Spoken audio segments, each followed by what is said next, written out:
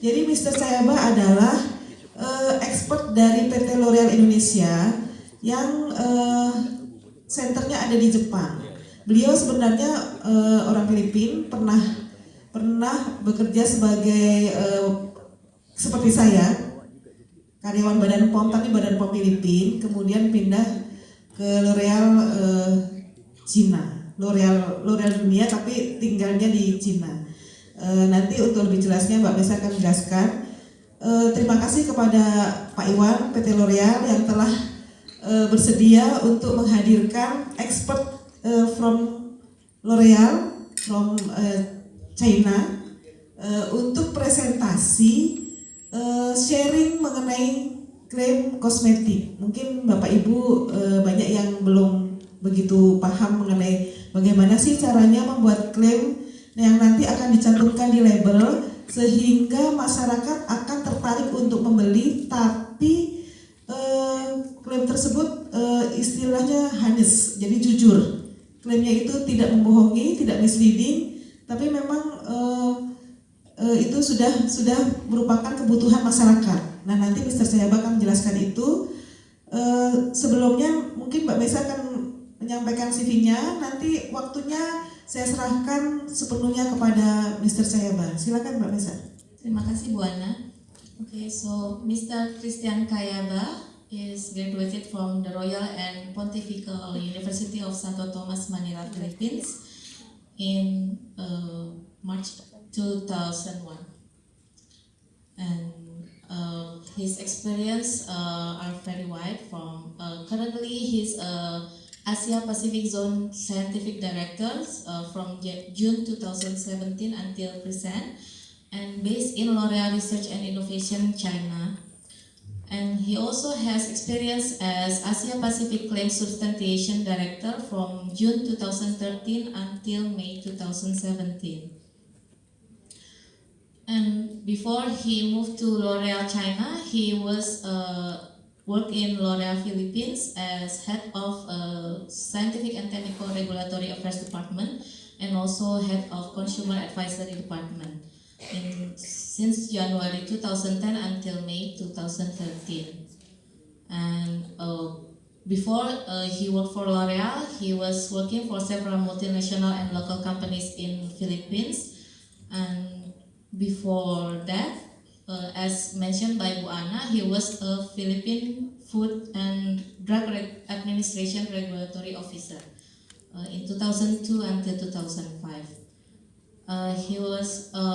He actively has been a speaker or facilitator for some trainings. Some are internals and also some are externals with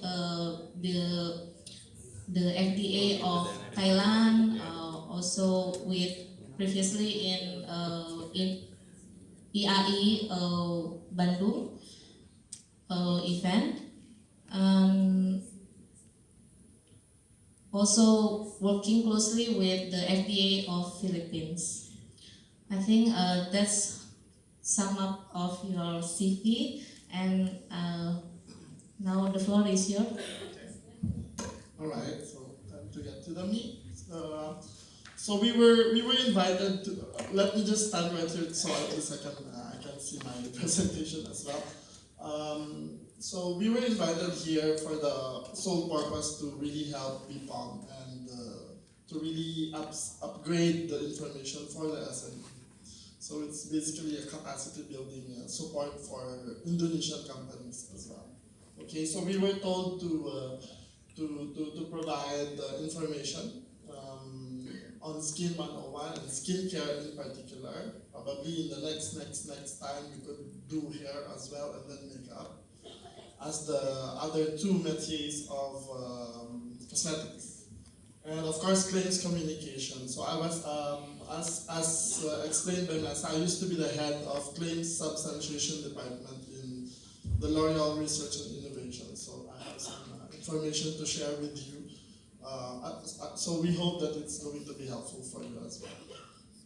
So in brief, this will be the message that we will provide you. So a little bit about L'Oreal, skin science, basic information on skin, And then very short slide on the skincare market segmentation, what you have in Indonesia, and the claims and the product promises. So the benefits, the information that you put on the label or an advertisement in your promotion to make sure that they're not misleading.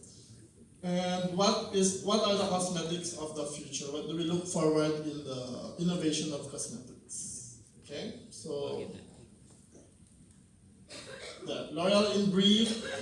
L'Oreal in the early 1900s, we started also as an SME. You know, it's a small medium enterprise also, coming from a scientist named Eugene Schweller. So he's the first CEO of L'Oreal. And at that time, he made the first hair dye.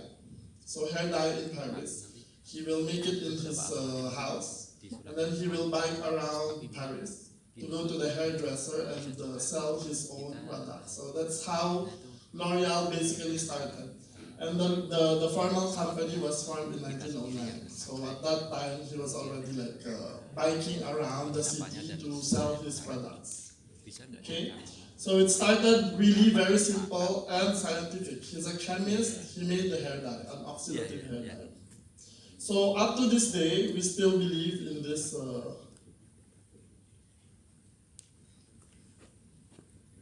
So up to this day, this is the DNA of L'Oreal. We believe that innovation is not going to be possible if we don't have science. And right now, so from 1909 until the present, we have already this portfolio of brands. So you might recognize a lot of them because about 20 or more is in the 15 brands are in L'Oreal Indonesia right now. But we have more. So it's a globalized brand. As you can see, there are brands for China, like MG or Yusai, or also a brand from Japan, Shumomura. Also brands from Brazil like Mili. So it's a globally internationalized brand, but also we try to maintain the culture of where we buy the brand.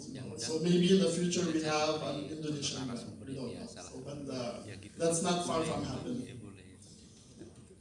So going to skin science, the beauty of science, the science of beauty.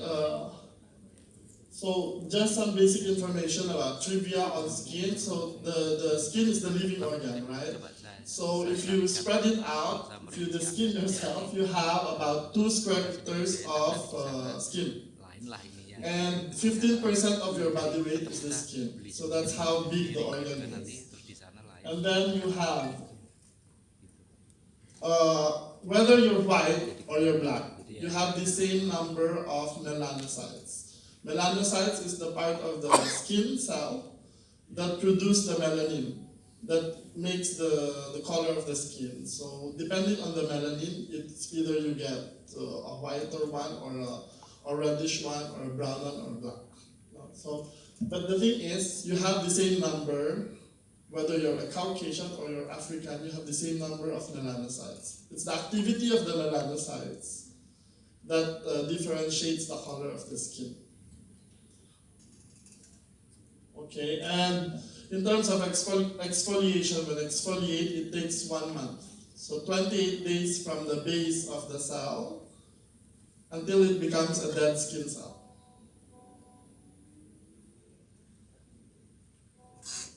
And 50% of your house dust is contained actually of dead skin cells. You also have the blood vessels, in the skin. If you take all of these blood vessels and you stretch them out, it will make about 17 kilometers. So it's 11 miles of blood vessels. And then you have, of course, the skin is not complete.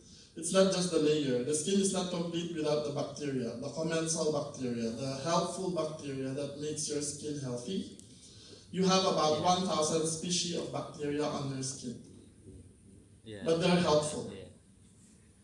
Okay?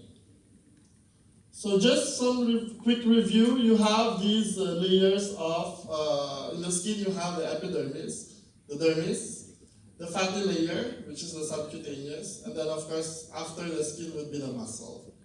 The one that is very important for cosmetics definition is the epidermis. Okay, so that's one clue for you. When you have to communicate, you have to make sure that the claim, the action of the cosmetics is on the epidermis. When you talk about the dermis, that's a red flag. That's a signal that it might not be cosmetics already. Okay?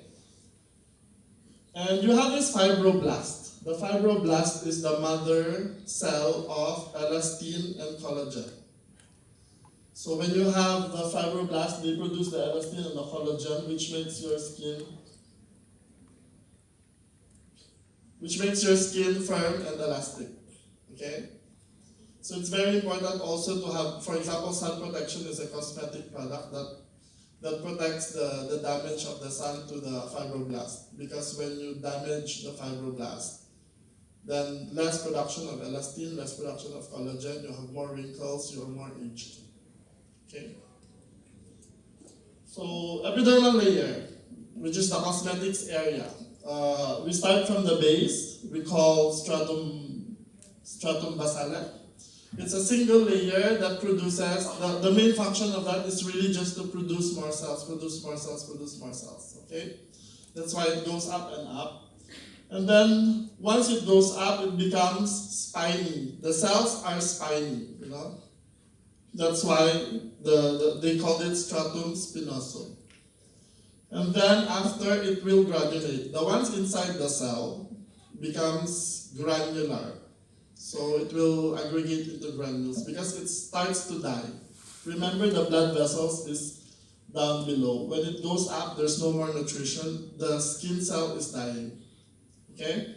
So it becomes granular. And then when the ones inside the cell is already dissolved, it becomes transparent. That's the stratum lucidum here.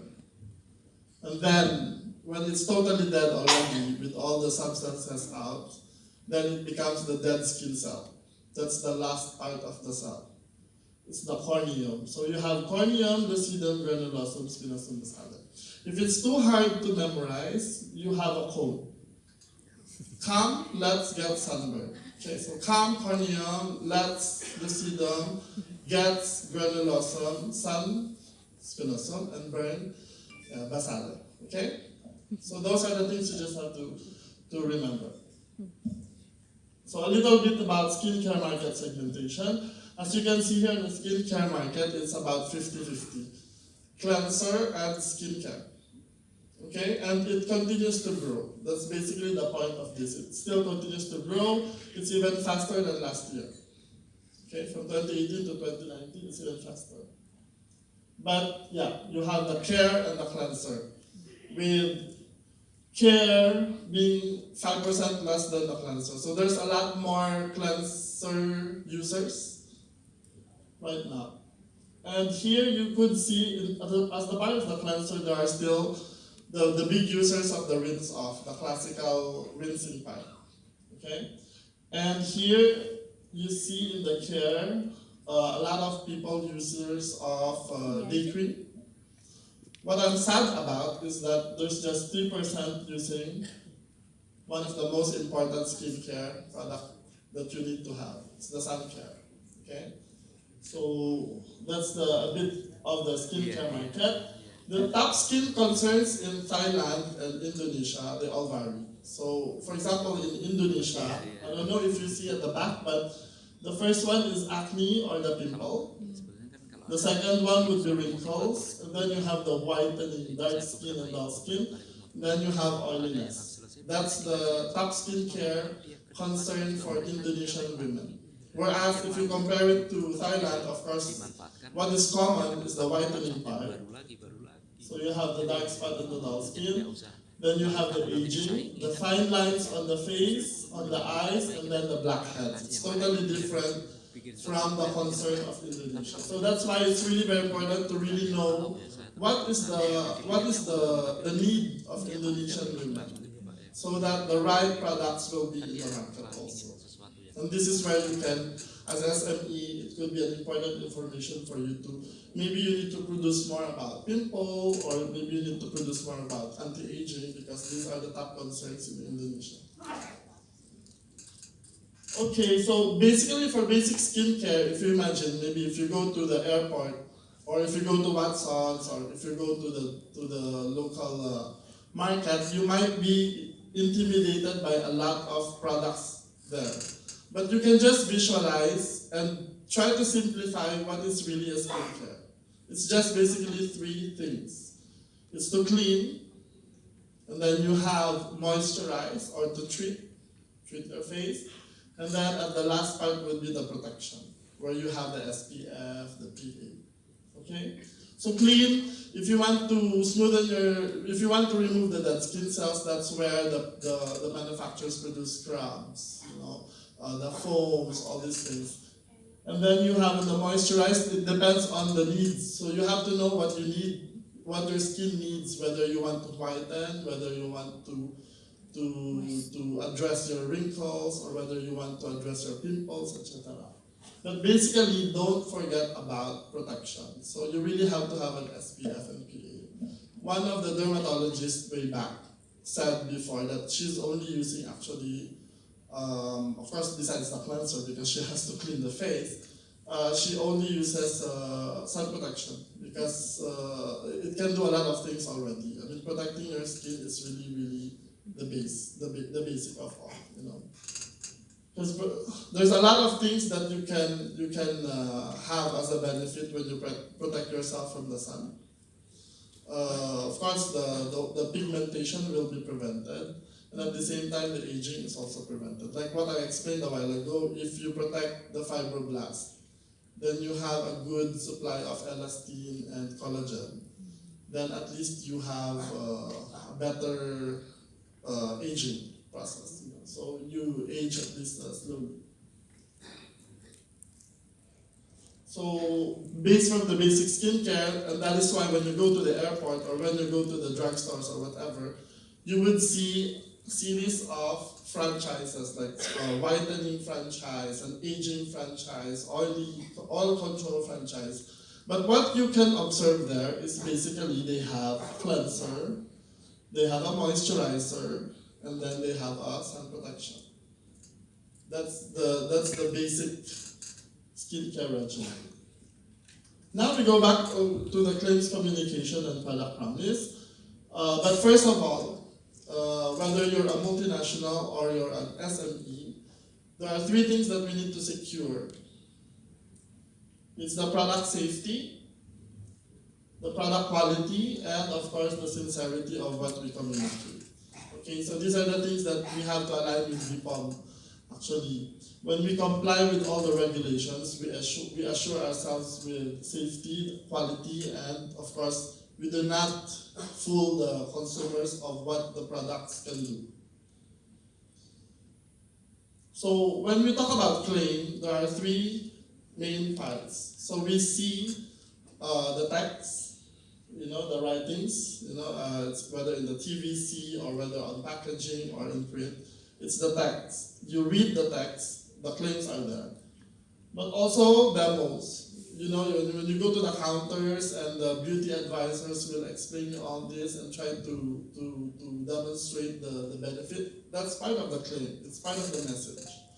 And of course the visuals. Whether you're not saying anything but you're trying to convey a message, that's also something that the authority or even your other industries will look into, right? Like for example, for this one, it's clearly comparing Pepsi versus Coke, right? So I'm sure that Coke will not be happy about this kind of visual. So in Indonesia, this will not be allowed because it's a direct comparison. In most of the countries, this will not be allowed. It's a claim. It's a picture, but it's a claim. There's a message there. So where do we see it? And where does BPOM see these things? These are the classical media, or of course like what we have recently presented, also on the digital online. Okay? So we have a claim, but how do we support that? In the cosmetic industry, there are basic three elements to support an efficacy claim. So these are the performance claims that we are looking at. So we have the instrumental, we have clinical, and consumer perception. First of would be the clinical evaluation. So when we say clinical evaluation, that's the use of the experts.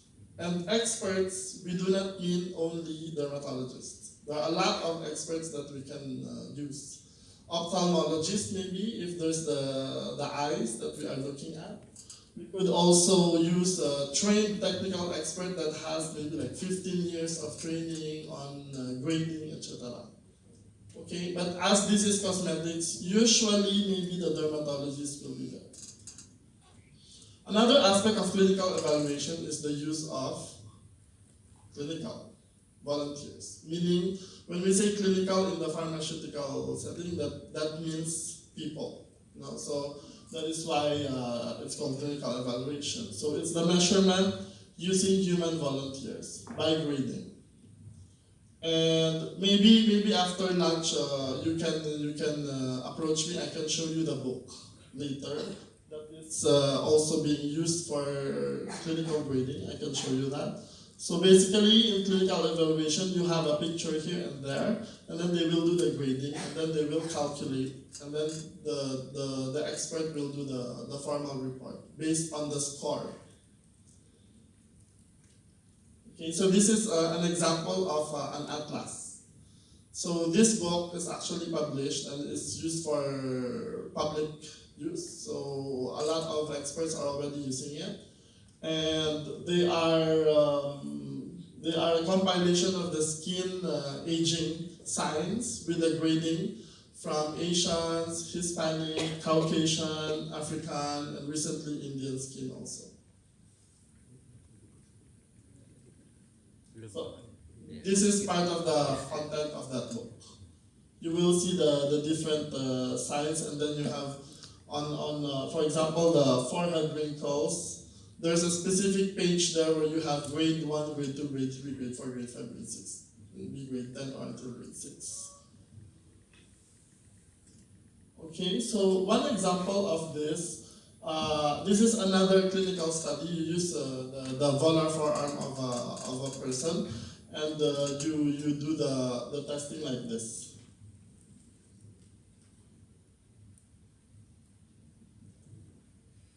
There. So you basically press, you put pressure on the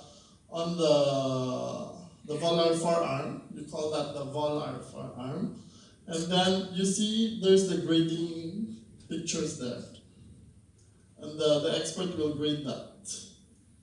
So when your skin is too dry and not much plumpiness, normally it will stay like that for a very long time.